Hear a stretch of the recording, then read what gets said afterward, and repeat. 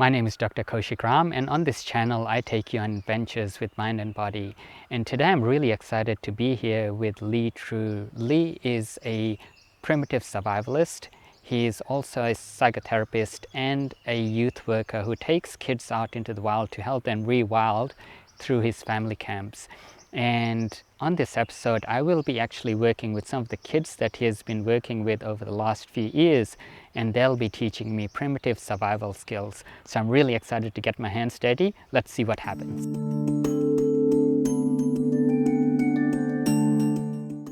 Lee, it is so incredible to have you on this channel. And one of the things I'd like to ask you is, can you share with us an interesting or wild survival experience that you've had? I think the craziest survival experience I've ever had was on Discovery Channel's Naked and Afraid. I spent a year living in the bush in the States, but for that Naked and Afraid trip, it was only 3 weeks, but we were naked and filmed for a lot of the time. And actually the having no clothes meant that I went to a deeper level of wild that I'd experienced before. That kind of just every breeze was playing on me, and every time the weather changed, I really felt it. But it was really amazing, and I actually just finished writing a full account of it, because they edit 21 days down into 40 minutes. And so I sat down. I thought, well, I want to write this down before I forget it. It's been a few years now. 5 or 6, I think. By the time I finished writing it, I had 100,000 words. It's like novel length. Wow. So we'll see what happens to that story. Maybe it will get out there one day. Wow. And it's really interesting, because I 4 years ago lived in a cave as well, and because I was in such deep nature and the climate was quite hot, I ended up losing my clothes as well. It was just the most natural thing to do. And because you are so unprotected from the environment, your senses become so much more heightened to what's around you. So that I completely resonate with that one. Yeah. And what got you started on this journey? Like, was it early childhood which you sort of still explore, or was it a turning point in your life which got you to this place where you started doing survival work, or what motivated this? Well, when I was born in London, and for the first 4 years of my life we lived in an apartment in a tower block, just me and my mum and dad. And I remember some memories of looking out the window and just seeing cars go by and by and by. When my sister was born, we moved house to a place that was still in London, but this was where 5 houses had knocked down the garden fences. And so there was about an acre of land shared by these 5 families in London. So really unusual. There were fruit trees and veggie patches and free-range guinea pigs and a pack of kids, older and younger, to run around with. And I can still remember that first moment when we went out back of that house into the garden, and I saw this wonderland of fruit trees and animals and kids, and they were all huddled around something, and I just had this feeling of I thought there was another way to live. Up till then it had been in the tower block, and actually most of my memories from then are kind of in black and white or sort of sepia. They don't seem to have much color. But once I moved into that new house and I had this pack of kids to run around with, there was an abundance of adults, all these kind of like aunties and uncles, like emotionally available adults who loved me and were emotionally invested in me. That felt like safety. That felt like this is living. Up till then we'd just been surviving, but this is real life. And it's almost like it felt like my life started at that moment. And then when I was a bit older, as a teenager, I was going to school, a secondary school in London, a high school in London, which was violent. In lots of ways it felt almost like a prison. If you looked at the wrong person in the eye, you might have to fight them or get beaten up by them. And so every day felt kind of like a survival situation almost. It's kind of this adrenaline. And then as a teenager, we discovered the Forest School Camps in England, which is a camping organisation set up after the Second World War. And their aim was, they said, during that World War we've just had, a whole bunch of young people just marched off to their deaths. And what we want to do is produce young people who are not just going to be pawns for the next World War. not just going to march off into battle because someone tells them to. We want them to have internal authority. We want to give them respect and autonomy and help them to be their own people, really empower them. And so I turned up in this field. The camps had been going on for sort of 50 years by this time, enough to have a really solid culture. And the vibe in the air of just these people in the field, there was laughter and there was singing. And that evening, the first evening, we would all sit around in a big circle and everyone would be eating at the same time. And I remember looking around this circle thinking, my God, the feeling of joy in this circle. And there's these older men who didn't want to fight me or compete with me. They were interested in what I had to say, and it felt safe. There's this sort of a feeling of emotional safety that I was really unfamiliar to me in big groups. And I had that thought, I thought there was another way to live. And I had this kind of promise to myself, this is how I want my life to be. No messing around now, no stuffing around, this is what I want. And since then, all of the things that I've done have kind of led me to try and create that as my life. And I'm not fully there. That's not how my life is all of the time, but a lot of the time it is. But it led me to wanting to learn more bushcraft skills, to be more at home in the wild, so I could be just like this community that felt really at home in the wild. And then also wanting to get better interpersonal skills and learn about how people work, so that I could help to create cultures like this human culture that I discovered that felt so healthy, so rich, and so kind of humane. It almost feels like with what you're doing, you've married those two concepts together. One is survival and the other one is connection. And to me, it feels like what you're doing with these youth camps, teaching kids how to survive, you're almost building that bond that they share with nature, but also with grown-ups.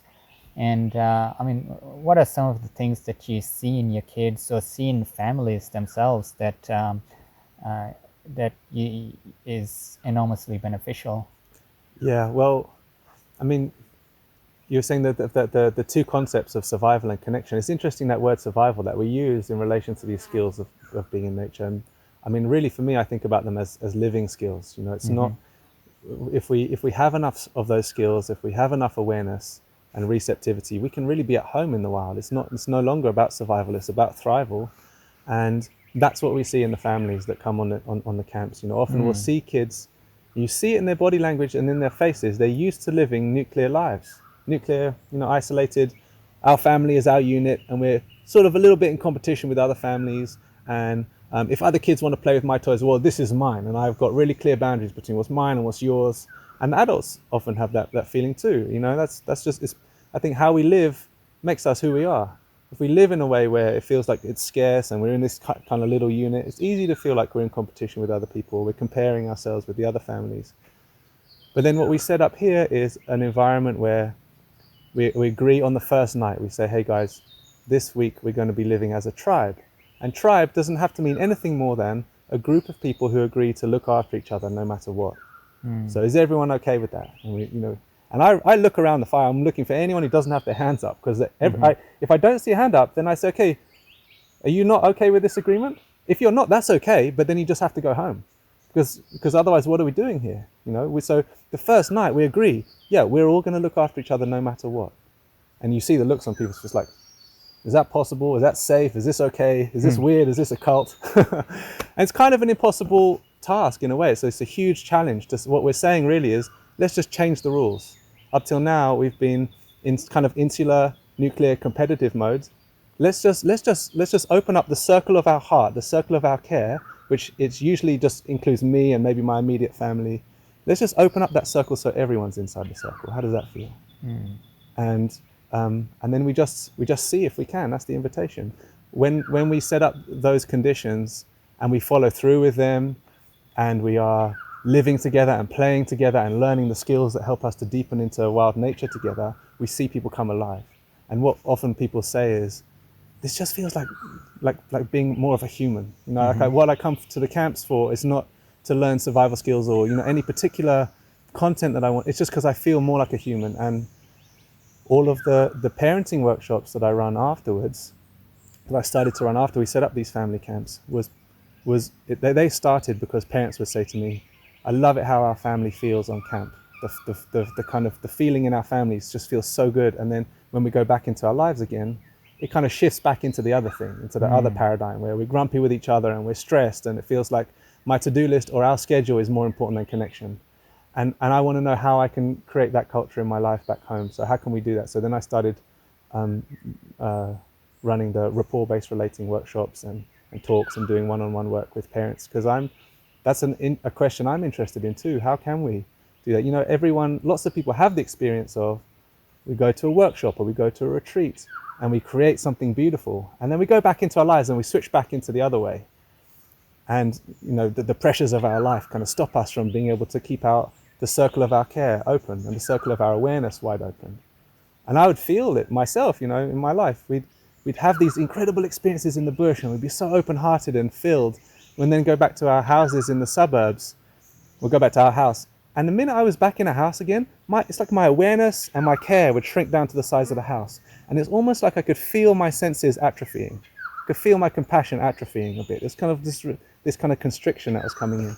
And it got so unbearable. Every time it felt like, you know, we were passing over the threshold between worlds, this wild world full of relationship and connection and life, and then back into this civilized world where things were convenient and they were comfortable, but they were also kind of bland and lonely and depressing. And the comparison became more and more stark and more uncomfortable, until we just said, stuff it, let's move out of this house. And we hit the road, and for the first few months, me and my wife and our 6-month-old daughter, we were just living in a tent and camping with friends that we knew had property or being on our programs. And it was amazing. Wow. It was really incredible. It felt that like being beholden to the forces of nature somehow kept our awareness open and also the circle of our care open. After a while, we decided the tent isn't quite enough shelter. We need a little bit more protection from the elements, you know, a few windy nights and big storms and things like that. So we moved into a caravan. But we've lived in that caravan for 2 years now, in and out of programs. And what I think it's given my daughter is the experience of growing up where she can feel at home wherever she is. She can make connections and friends wherever we are. Wherever we pull up the caravan, she's like, okay, who are the friends here? What's the environment like here? How can I reach out with the circle of my care and my awareness and curiosity in this place? And I think there's something really, really powerful in the nomadic lifestyle and the changes that it has on us on the inside that we don't get to experience from sedentary living. There's a beautiful essay written by a woman, Robin Patterson. She did the journey across Australia with the camels, and it's about her travels with nomads and her observations about what some fundamental differences she observes in the culture of nomads that she doesn't see in sedentary people. Like things like sharing, because when you're on the road and you're surrounded by unfamiliar territory, you have to share. It's just alien to walk past someone and be like, oh, that's someone in need, yeah, whatever. No, in nomadic cultures, if someone needs something, we give it to them. Another one is truth telling. We'd never lie about whether there's water in that water hole over there, or the animals that we saw, the resources on the landscape, because we understand truth is a vital value for us to hold as nomads. And then just sort of a self-reliance and a resiliency and an openness of awareness that I think can atrophy in a sedentary lifestyle. And what are some of the things that you've learned from kids? Like, obviously you're teaching them survival skills, but they're giving you feedback as well. Is there something profound that you've learned from them? Yeah, absolutely. I mean, I think that working with kids is kind of the fountain of youth. You know, like being around that young energy, which is fundamentally wild. You know, they're the undomesticated ones. They're the ones who laugh in the face of schedules and rules and to-do lists and financial stresses. And so, yeah, being around that energy is just continually inspiring and relaxing and healing. And I mean, for a long time in my life, I had a hard time feeling like an adult. It's only been in recent kind of years that I've started to feel like, oh, okay, I understand what this adult business is.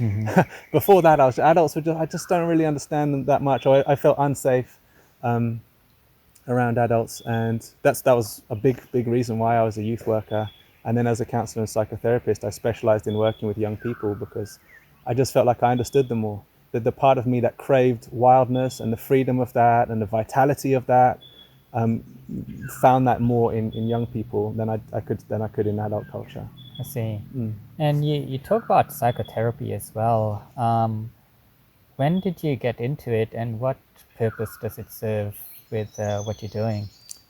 Yeah, good question. I think there was a moment when I was 18, when I'd graduated high school, and I was thinking, where do I go from my life now, in my life? And I read this book by a psychotherapist called Irvin Yalom, and it's called Love's Executioner.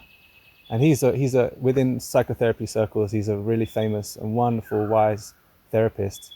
And I read this book. It was an incredibly honest account of his work with his clients. You know, it was disguised so that he would disguise their identities. He changed the features, but he was talking about what they were coming to him with, and then his responses from in the face of what they were bringing. And his responses were often incredibly unenlightened. They might be petty. He might be getting pissed off. He might be judgy, but this was all on the inside.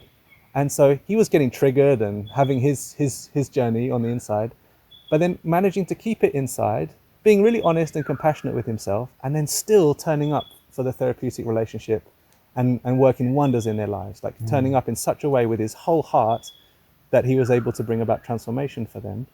And that was just a revelation to me. It just knocked my socks off. I realized, oh my God, you don't have to be enlightened. You don't have to be worthy. You don't have to be like a perfect and pure spirit. You just have to be honest. He was honest enough with himself that it didn't intrude into his work. And then he was honest enough that he could write about the shameful or the embarrassing bits that were coming up for him. And that absolutely blew my socks off. I said, that's the kind of person I want to be. That's the kind of life I want to cultivate. And I'd always been obsessed, how do people work? What makes a good life? How is it possible to be a better human? And in that book, I sort of glimpsed, oh, here's a group of people, this whole psychotherapy, psychology area. This is people who are trying to answer some of those questions. I see. Wow. And I remember hearing about your story from your ex-wife, Gina, yeah. Gina. And that was, like it surprises me how that happened, because I haven't spoken to Gina ever before. And then I happened to be in a cafe, and we made eye contact. We knew each other, but we had never spoken in person. And that's the first time I spoke to her. And then she started talking about you, and that's how we came in contact. And what really captured my attention there was that she was talking to me about the fact that you guys had a daughter. Yeah. Can you explain a little bit more about, what happened there, and how you overcame some of the adversities you faced? Yeah, so that's a big story. Well, so Gina and I got together in the States. I was coming towards the end of my year in the bush there, and part of that year I was coming in to help with workshops that were going on. And Gina came through as a student in the school, and she said, when you're finished here, you should come to Australia. And I didn't need a second invitation, because the alternative was going back to England, which has bugger all wilderness. So I said, okay, that sounds great. I came to Australia, and Gina's 12 years older than me, and at the time she thought that she was incapable of having kids. So she'd had some operations and some medical stuff that she thought meant that it was out of the question for her. But within a short amount of time, she was pregnant, and so that was amazing. Great, yay, it happened. And I was really hungry to be a dad at that point. And then 4 days after that, she discovered that she had a lump in her breast, which was confirmed as breast cancer. And so now we were in this crazy, weird world where what had been an amazing jubilation was now fraught and kind of perilous. And the doctor said, you're going to have to abort this child, I'm afraid. That kind of cancer is just going to go through the roof with pregnancy hormones. You won't be able to survive this, and you need to terminate immediately. But Gina, being Gina, said, actually, no, that doesn't feel right to me. I think that there's a way through this. I'm going to keep the baby. And part of what that meant was that during the second trimester, when the levels of circulating tumor cells went through the roof, the cancer did really spike, she made the call to have chemotherapy, which the doctors were recommending. And they said, chemotherapy during pregnancy is sometimes done, and the most that usually happens is there's a bit of a low birth weight, maybe that the child will be a bit smaller than usual. And then Blaze was born, and she was bigger than usual. She was a nice, healthy, big baby, and we said, "Hallelujah!" We managed to get through that one. We managed to escape the peril, and Gina was healthy too. She was a bald mama she'd had her chemo and her head fallen out. Wow. She was a bald mama. But then 3 years after that, we realized there was a lump in Blaze's stomach. So we had 3 wonderful, lovely years with her, and then we found this lump, and the doctors said, "Oh crap, that looks like cancer, we're gonna have to operate and take that out." After the operation, the surgeon said, "We got it out, but some of the blood from inside the tumor spilled in her stomach cavity. We tried to hose it out as best as possible. That's a chance that some of the tumor cells might have escaped." They said, "Come back in 6 months for a checkup." Well, only 3 months later, Blaze started looking like she had a cold. She was kind of a bit short of breath and a bit sick and wasn't wanting to eat much. And we took her to hospital, and they found out that her entire torso was just full of tumors, huge ones, the size of lemons and grapes. And they were in her lungs to such a degree that she was having trouble breathing. And when they put her under general anesthetic to do the scan, one of her lungs collapsed, and so she wasn't even able to come back out of general anesthetic. And so from my perspective, I'd been with her for a weekend. It was my turn to look after her. Gina was away for work. We'd gone and had her first swimming lesson. And then when Gina got back, she said, "I'll just go take her for a checkup." Later that evening, I had a phone call saying, "Blaze is full of tumors and you need to come right now, and they can't take her off life support now because one of her lungs has collapsed." So it was really shocking and abrupt. But the blessing of that was that it meant that she didn't have months and months of chemotherapy, months and months of operations, months and months of hospital time. She went from being basically a happy, healthy child to being unconscious and on life support, kind of like that. And it was, the shock kind of got us through the first week or so. It's, after the second week, the doctors called us into a room and they said, "Look, she's not responding to adult strength chemotherapy. It looks like the pressure of air that we're having to force into her lungs just to keep her blood oxygenated, looks like it might be opening tears in her lungs. We're getting blood in her lung fluid, and the concentration of oxygen is so intense that it's actually scalding her lungs. So if she survives this, she's going to be in a wheelchair and on a ventilator for the rest of her life. And it looks like one of the tumors is blocking blood supply to her brain, so it's possible she's sustained brain damage already. We think it might be time to start thinking about this being the end of the line." And in my head, I was like, the whole thing I've been clinging onto, I was like, she's going to make a turnaround, it's going to be a miracle recovery, there's going to be a viral YouTube video about like why you should never listen to doctors. Like my job is just to hold the door open for a miracle. And so I started trying to say to the doctors, okay, that's fine if you believe that, but how's that going to affect your care? I want to know that she's still being looked after as if she can make a recovery. I tried to say that, but instead what came out of my mouth was just kind of this animal sound, and my body had realized that it was the end of the line before my mind had.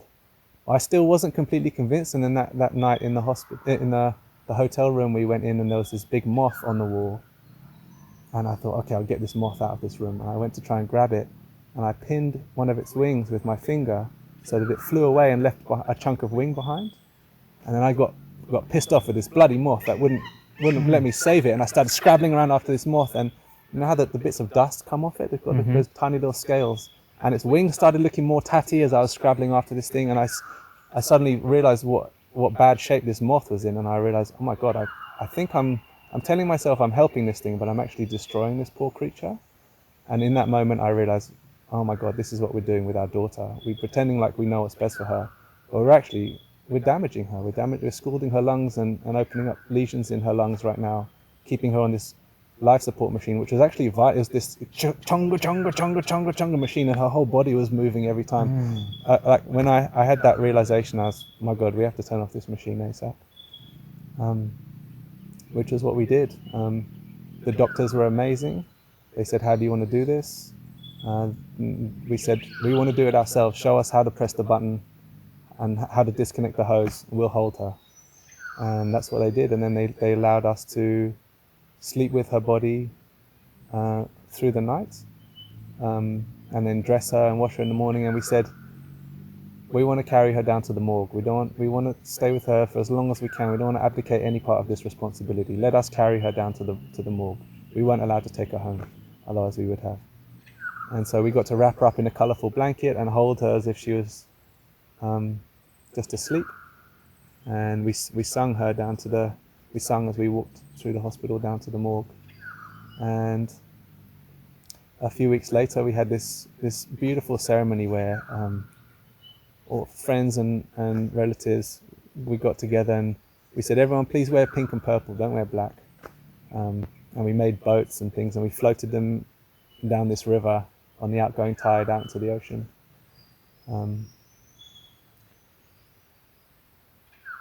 And you know, the thing that stays with me through that is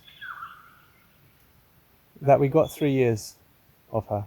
We got 3 years. The doctor said, you need to terminate immediately. If we'd listened to them, if Gina hadn't been more strong or more clear like she is, that we never would have had these 3 glorious years with Blaze.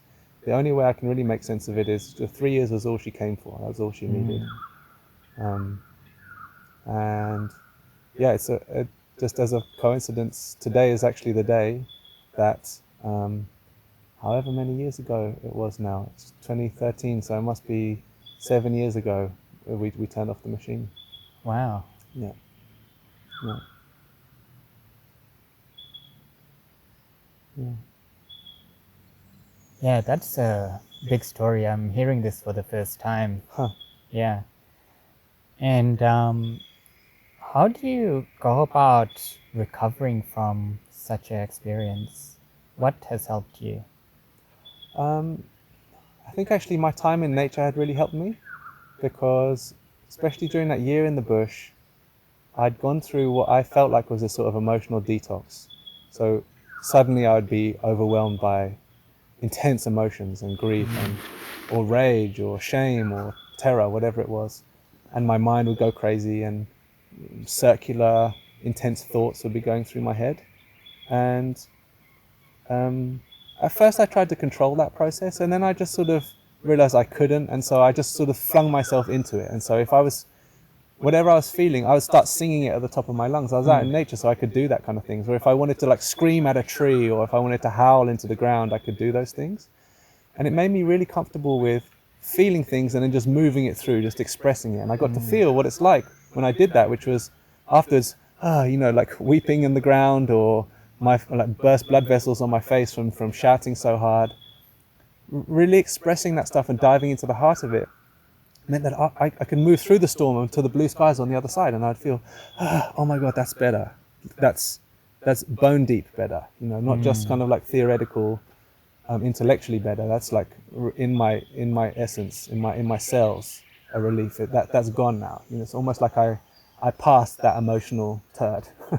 I'm not emotionally constipated in that way anymore, and started to feel like I'd accumulated emotional constipation. There was this undigested emotion in me from just living a childhood and living in a culture where big emotions are kind of frowned upon. It's like, come on, don't cry, be a big boy. Oh no, you're okay. Those kinds of things. And out in wild nature, it's like a solvent. Solitude is a solvent. Being on my own was a solvent. It started to dissolve all of these things inside of me, started to get them moving. Being in nature started to get them moving, because stuck things, they're not really natural. It's like my body was like, all right, now we've got a chance to let this stuff go, and I really can't wait. For a long time we've been in an environment where it wasn't safe to, but now you can let this stuff rip. And so I did, and it meant that when the grief process hit, there was a part of me that said, okay, I know what to do with this. So I might be driving my car and the wave of grief would hit me, and I would howl at the top of my lungs, or I'd scream and curse at God, the universe, spirit, like, fuck you, how fucking dare you take my child away from me, like the rage, and I would just let it all out. And then when I really did that, it meant that the waves of grief rarely ever lasted more than like half an hour was probably the longest one. And as I went through it, that process, it got shorter and shorter, so like 10 minutes would be, if I really dived into the heart of it, I could move back out through it in about 10 minutes. And the key was staying out of my mind. You know, there was a part of me that wanted to try and figure it out, or wanted to try and, you know, if I can just, what does this mean about me, or what does this mean about the world, or what does this mean about me as a parent? You know, rehashing the details of the story and trying to think it. You know, if I stayed out of my head would keep jumping in and trying to be like, how can we figure this out? How can we make sense of this? What does this mean about me or mean about the world? I knew I had to just stay out of that. If I stayed out of that, then the physical sensation in my body of the grief was actually, if I, you know, how does it feel in my body right now? Well, it sucks. It feels really painful. But if I compare this to like even a mild toothache or stubbing my toe, I'll take this over stubbing my toe. You know, it's not. What would really make it existentially excruciating was if I got into the story and I started to say, maybe the world is just a bad place. Maybe just fucked up things happen to innocent people. Maybe I should have done something different and I could have saved her. Maybe it was Gina's fault for poisoning her with chemotherapy. You know, horrible, poisonous thoughts that I couldn't do anything about, and they would be excruciating. But if I just stayed with the sensation, that was digestible, that was manageable. I could just howl that out, or scream that out, or swear that out, swim it out, howl into a pillow, do whatever was necessary to move that through. That was key. I think that if I hadn't had that, it could have gone really dire. Wow. For me. It meant that I was able to keep my head above the water mostly. Yeah. Wow. No, I really, really resonate with that. Huh. Yeah. That's certainly what, you know, the key for my recovery in many, many, you know, I guess the biggest tragedies I've faced is heartbreak, and exactly what you've described is how I've dealt with it as well. And what would be like one of the key messages that you want kids today to hear? You ask good big questions. No small talk here, bro. Messing around. Let's get to the point here. Yeah, I like it. I mean, there's so much I want to say really to kids. I want to say that this world that we're living in is just one. It's just one world. It's just one way of living. There are other ways of living. You know, that experience I had of like, I thought there was another way to live. If you, young person out there, if you feel there's another way to live, if there's something in you that, you know, I feel like it could be this way, then I want to say to you, yes, there is, and yes, you can create it, and yes, this way that we're living right now is really temporary. You know, it's changing so fast from moment to moment. None of the adults know what the hell is going to happen next. None of us know what's going on. It's a big mystery. It's becoming more and more evidently a mystery. More and more evident that we have very little control, and that the ways that we have been living are completely deeply flawed, and that we need some massive changes. And I would just want to say, dare to dream big, dare to follow what you know is right, what you feel is right, what you yearn for, and don't listen to anything else. Don't give yourself a plan B.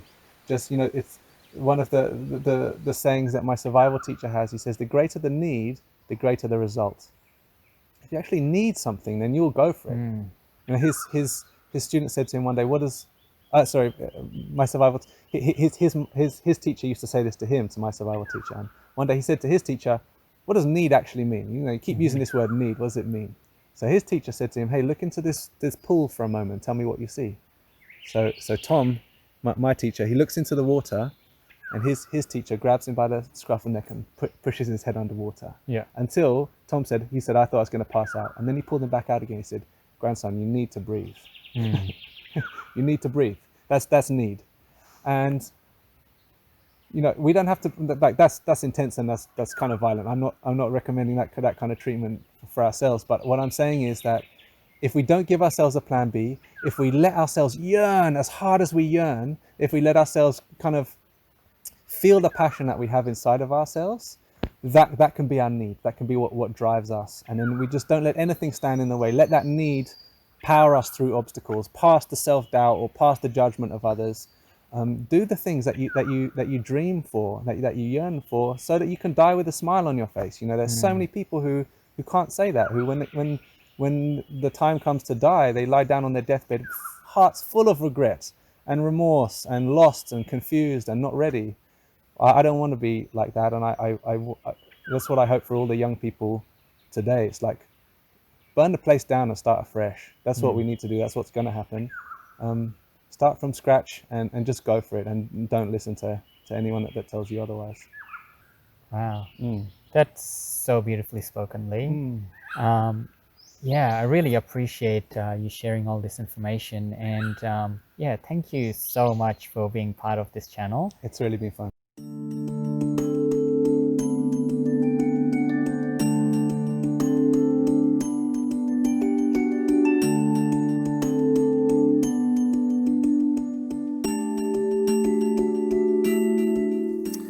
So we're going to see if we can light a fire with this hand drill kit.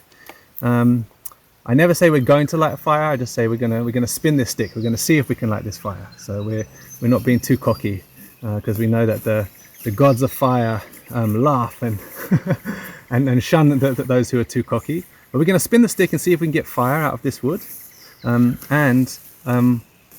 I always like to let people know this particular method of fire making has shown up on every continent that humans live on. Africa and Asia and Europe and both Americas as well as Australia. So regardless of where your ancestors came from, most of them were hunter-gatherers. Most of your family tree was hunter-gatherers. That's true for all humans on the planet right now. And probably they were using this particular technique to make fire, to cook their food, to keep themselves warm and safe. And so we've drilled in a little hole, and now we want to fill that little notch that we've carved with dust. So right now we're not at the stage where we're trying to light a fire. We just want to fill the notch.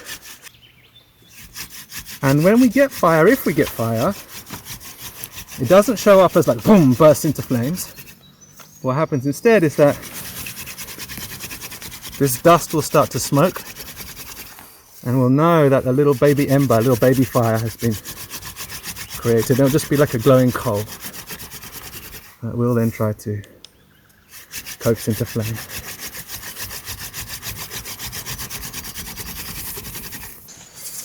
So now we're going to see if we can ignite this dust. I'm going to go a bit faster, but I'm not going to go much harder. We need the dust in the middle to get to 400 degrees Celsius.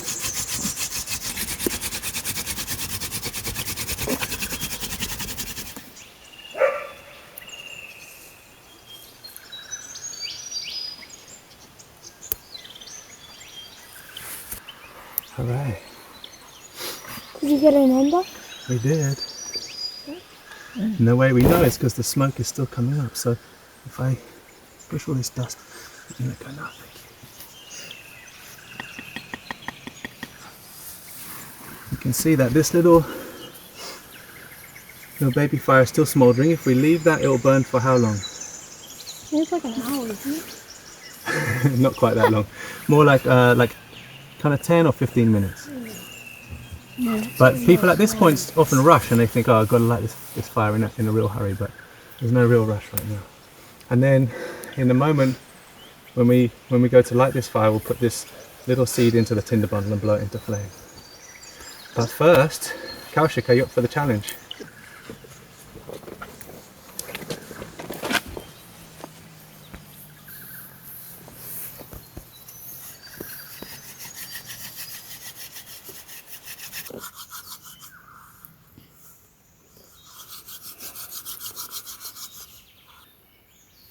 Yep.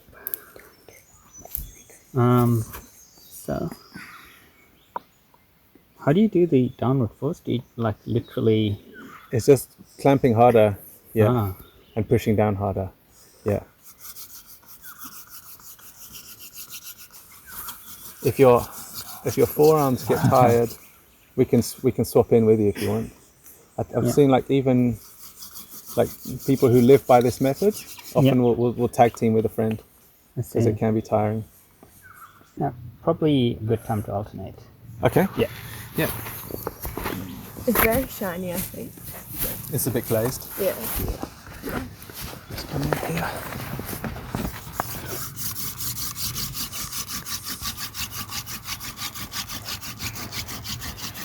And then when I get to the bottom, I'll stop and then over to you. Ah, I see. Oh.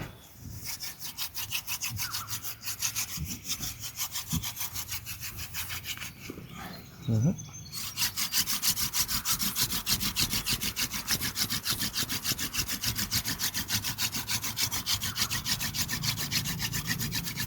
Mm-hmm.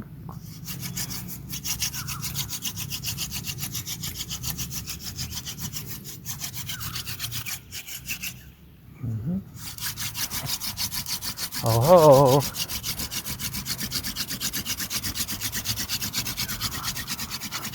I see stop. Yeah. Yeah, just do one more for good measure. But we did it.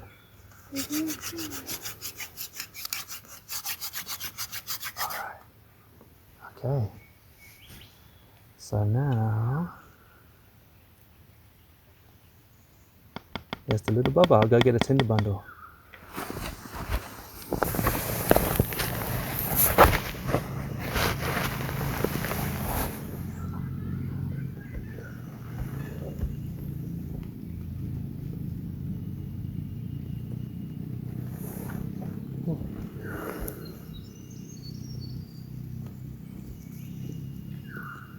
Keep going, Mike.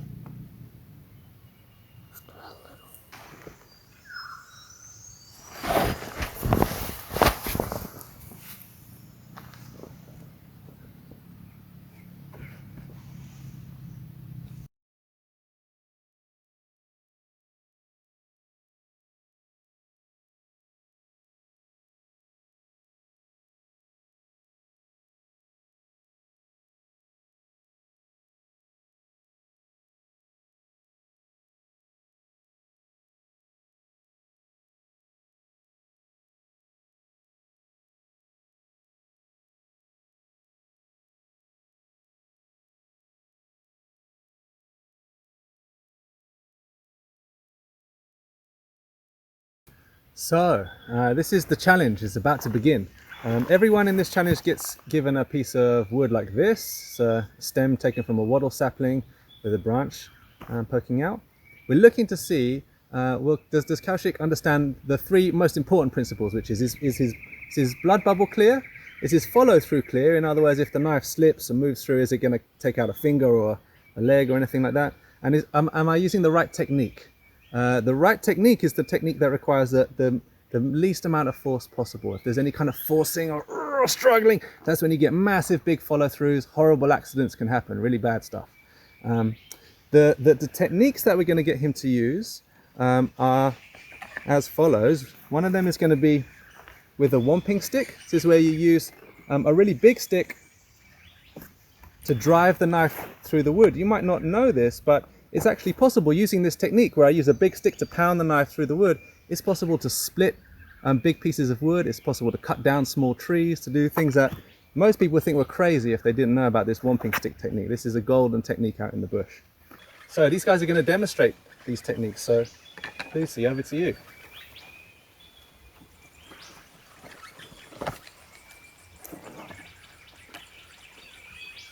First of all, we're going to ask Kaushik to remove the branch from this piece of wood. If you didn't know about the right technique, you might think that it was impossible to do this with just a small knife. You might think you'd have to find a saw or an axe or something like that.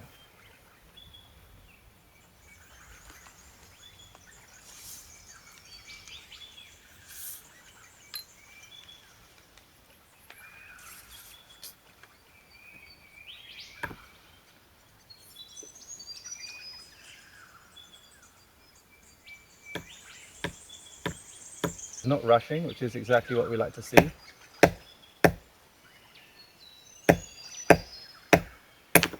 Perfect.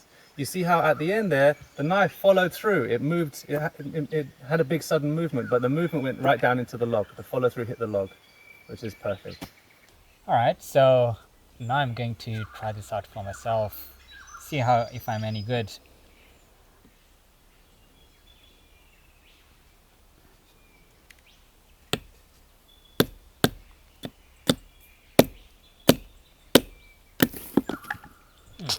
Nice. It worked pretty well. Actually, surprisingly well. I didn't expect it to go that well. Did I get it right though? You got it perfectly right, yeah, and the follow through went down into the log. Yeah. That was great. So the next element of Kaushik's challenge is, can he sharpen one end of this piece of wood into a spike, a zombie killing spike. That's how sharp we need this to be, so that you could go up against a zombie or a vampire or a werewolf, and you wouldn't feel afraid. That's how sharp we need this to be. This would take a while if you're just using your thumb, just the sort of the strength of your hands. This would take a while, but because he's using all of the big strong muscles of his back, getting to pull the wood through, it means he's removing big amounts of wood at a time, and most importantly, he's doing it safely.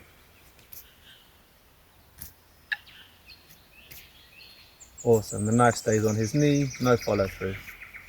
Damn, Isaac, that's getting sharp. Ooh, hypodermically sharp. All right, perfect. Yeah, I think that would kill something. You think that'll kill a zombie? Yeah, I think so. At this point in the test, now we have a really sharp zombie killing spike. So just to finish off the test, we're just going to need Kaushik to neutralize the deadliness of this weapon. And Anya's just going to demonstrate how, by rounding off the tip of this point, using the delicate thumb technique, which is perfect for taking off small flakes of wood with really fine precision.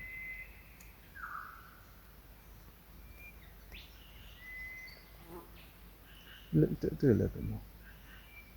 This just ensures there's no deadly weapons lying around.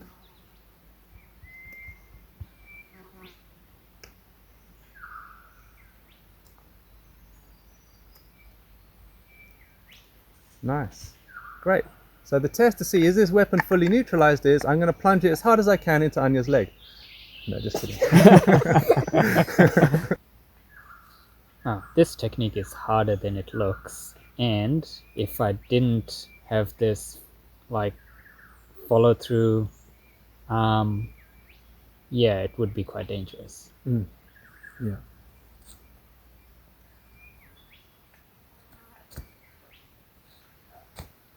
Yeah, it's really powerful just being calm and collected with this, because I mean the kids made it look so easy, but it is actually a very tedious task.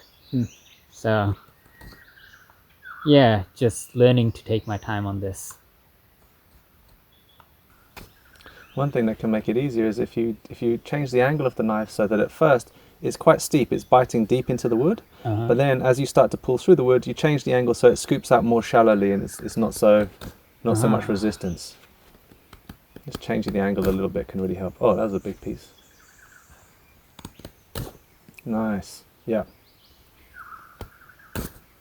Awesome. Wow, that was actually enormously satisfying to do. Can't believe like how, yeah, making my first ever weapon was so satisfying. Well done. Yeah. Look out, zombies. Yeah, that's actually quite sharp. It's, yeah, well done. You did well. Wow. Kaushik Ram, zombie killer, PhD. The final bit is that you neutralize your weapon just by rounding off the tip. I see.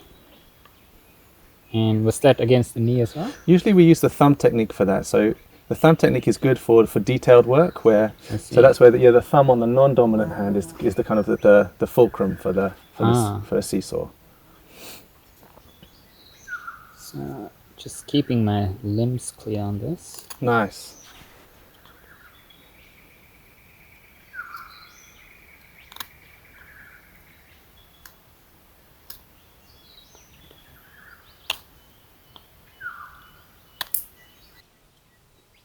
That looks blunt enough to me. Let's see. Yeah. Well, so the test is I'm going to plunge it into your... No, so this is the moment, the final verdict. Guys, do you think that Kaushik can use a knife safely? Did he pass his knife license? Did he demonstrate the 3 techniques and understanding of all 7 principles? Did he pass? Yeah. Yeah. Yay! Pass the knife technique.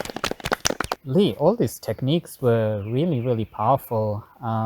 And what surprises me is that the kids start learning this at such a young age. And why at that age? When for most parents they'd be like, stay away from the, sharp tools, sharp knives. Yeah, exactly. Yeah. It's one of the things that makes me sad actually, is how cotton wool, wrapped our kids are in our culture, that the tendency is to protect kids from risk at any cost. And I think that comes from this kind of guilt that parents feel if there is an accident. It's like, oh, I should have protected them from that. But actually, my feeling is really strongly that we don't want to protect our kids fully from the world. It's crazy to do that. We need them to experience the world in safe, bite-sized ways. And what we want is for them to have experience with sharp tools or with fire or with moving around in the bush over uneven terrain, so that they can have little learning experiences, little failures and feedbacks. We want them to use a cutting tool in a way that's safe enough that they might get nicked, but they're not going to get maimed. They can play with fire in a way where they might get singed, but they won't get charred. Yeah. And so this process that we put them through is a safe way for them to start to encounter some of the difficult situations that they might find themselves in using a cutting tool. Can they problem solve that in a safe way? And it means that they get to, little by little, build up their database of experience in the world and get to feel this sense of competence. What I often see is in kids around kind of 7, 8 years old, there's this need to be competent, to know how to do things. You know, kids that age, they get sensitive to being patronized, and they want to work out, how do knives work? How do I light a fire? How do I catch an animal if I wanted to do that, catch a fish? And if we don't have those things, that becomes a great source of frustration. Often around that age, parents are finding themselves exasperated because I'm having to tell this kid no all the time. They want to do all this crazy stuff like climb up trees and they want to play with sharp stuff. I say, let them and teach them how to do it safely. We teach kids how to recognize dead wood when they climb trees, so that they know that the live branches are the ones that you can trust most of the time. The dead branches are the ones that snap off without warning. The only really serious tree climbing accident I've ever heard of was a friend of mine who was never allowed to climb trees as a child, and then at a festival in a liberated state she decided to climb a tree, and she didn't know the difference between living and dead wood. I'm saying that we really need to let our kids have this kind of knowledge and build up these experiences and these skills from a young age. Thank you so much, Lee, for this incredible experience, and I've been so blown away by how much the kids know about survival and how patient and how fun they are, and I'm truly inspired by the work you're doing. So if people would like to know more about what you do, where can they find out? You can find out more about the family camps at bluegumbushcraft.com.au, bluegumbushcraft.com.au, and you can contact me personally through Instagram, Lee_Trew, Lee_TREW. Easy. Wonderful. Yeah, thanks so much, brother. My pleasure. Thank you.